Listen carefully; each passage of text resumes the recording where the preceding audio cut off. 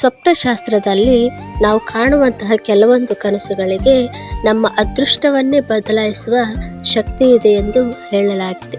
ಇಂತಹ ಕನಸುಗಳನ್ನು ನೋಡಿದ ವ್ಯಕ್ತಿ ಜೀವನದಲ್ಲಿ ಅದೃಷ್ಟವು ಮಳೆಯಾಗಿ ಸುರಿಯುತ್ತದೆ, ಹಣದ ಸಮಸ್ಯೆಗಳು ಕಳೆಯುತ್ತವೆ. ಅಂಥ ಕನಸುಗಳು ಯಾವುವು?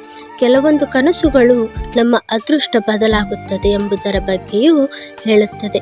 ನಾವು ಇಂತಹ ಸೂಚನೆಗಳನ್ನು ಕನಸಿನ ಮೂಲಕ ಪಡೆದುಕೊಂಡರೆ ಅದು ನಮ್ಮ ಅದೃಷ್ಟ ಬದಲಾಗಿದೆ ಎಂಬುದನ್ನು ಹೇಳುತ್ತದೆ. ಮೊದಲನೇದಾಗಿ ಕನಸಲ್ಲಿ ಗೂಬೆ ಬರುವುದು.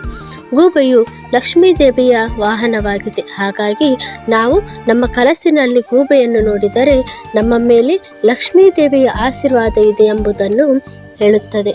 ಇದರರ್ಥ ಶೀಘ್ರದಲ್ಲೇ ಲಕ್ಷ್ಮೀದೇವಿಯು ನಮ್ಮ ಮೇಲೆ ಆಕೆ ಆಶೀರ್ವಾದವನ್ನು ಸುರಿಸುತ್ತಾಳೆ ಎಂಬುದಾಗಿದೆ. ಎರಡನೇದಾಗಿ ಕನಸಲ್ಲಿ ಬಿಳಿ ಬಣ್ಣದ ಸಿಹಿ ತಿಂಡಿ. ಬಿಳಿ ಬಣ್ಣವು ಕೂಡ ಲಕ್ಷ್ಮೀದೇವಿಗೆ ಪ್ರಿಯವಾದ ಬಣ್ಣವಾಗಿದೆ. ನಾವು ನಮ್ಮ ಕನಸಿನಲ್ಲಿ ಬಿಳಿ ಬಣ್ಣದ ಸಿಹಿ ತಿನಿಸುಗಳನ್ನು ನೋಡುವುದು ಅತ್ಯಂತ ಶುಭವೆಂದು ಪರಿಗಣಿಸಲಾಗುತ್ತದೆ.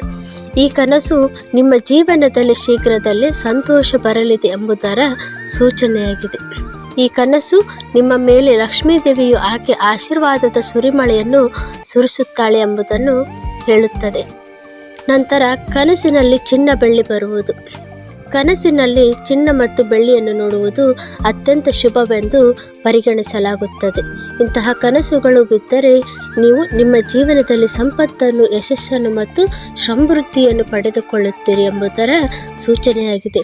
ನೀವು ಈ ಹಿಂದೆ ಮಾಡಿದ ಕಠಿಣ ಪರಿಶ್ರಮಕ್ಕೆ ತಕ್ಕ ಫಲ ಸಿಗುತ್ತದೆ ಹಾಗೂ ನಿಮ್ಮ ಹಣಕಾಸಿನ ಸ್ಥಿತಿ ಕೂಡ ಸುಧಾರಿಸುತ್ತದೆ ಎಂಬುದನ್ನು ಇದು ಹೇಳುತ್ತದೆ. ತದನಂತರ ಕನಸಿನಲ್ಲಿ ಖಾಲಿ ಪಾತ್ರೆ ಕಾಣಿಸುವುದು.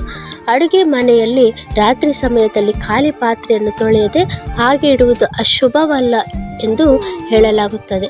ಆದರೆ ಕನಸಿನಲ್ಲಿ ನಾವು ಖಾಲಿ ಪಾತ್ರೆಯನ್ನು ನೋಡುವುದು ಶುಭವೆಂದು ಪರಿಗಣಿಸಲಾಗಿದೆ. ಆದರೆ ಸ್ವಚ್ಛವಾದ ಖಾಲಿ ಪಾತ್ರೆಯನ್ನು ನಾವು ಕನಸಿನಲ್ಲಿ ನೋಡಬೇಕು. ಇಂತಹ ಕನಸುಗಳು ಲಕ್ಷ್ಮೀದೇವಿಯು ನಿಮ್ಮ ಮನೆಯನ್ನು ಪ್ರವೇಶಿಸುತ್ತಾಳೆ ಎಂಬುದನ್ನು ಸೂಚಿಸುತ್ತದೆ. ಇದು ಹಣಕಾಸಿನ ಲಾಭದ ಸಂಕೇತವೂ ಆಗಿದೆ. ಇದು ನಿಮ್ಮ ಅರ್ಧಕ್ಕೆ ನಿಂತು ಹೋದ ಕೆಲಸವು ಸರಿಯಾದ ಕ್ರಮಕ್ಕೆ ಪೂರ್ತಿಯಾಗುತ್ತದೆ ಎಂಬುದನ್ನು ಕೂಡ ಹೇಳುತ್ತದೆ.